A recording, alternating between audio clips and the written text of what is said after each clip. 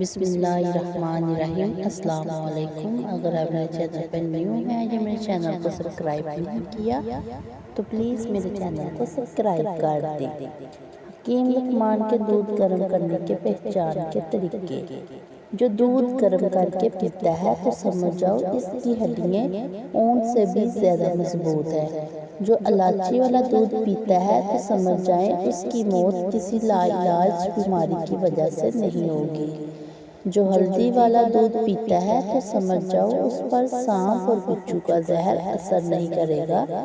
جو بھینس کا کچا دودھ پیتا ہے اس کو کبھی کمر کے درد کی شکایت نہیں ہوگی۔ جو دودھ میں سونف ڈال کر پیتا ہے اس کی عقل کبھی اس کی کسی موڑ پر دھوکہ نہیں دے گی۔ جو دودھ میں السی کا دانہ ڈال کر پیتا ہے اس کی نظر الو سے بھی تیز ہو جاتی ہے۔ جو دودھ میں آملہ کا مربع ڈال کر پیتا ہے اس کی زندگی 5 سال تک اور بڑھ جاتی ہے۔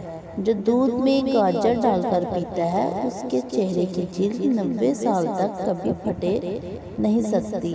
دوستو ویڈیو اچھی لگی تو پلیز ویڈیو کو لائک اور شیئر کیجئے اور آپ سے گزارش ہے کہ چینل کو سپورٹ اور سبسکرائب کر دیں۔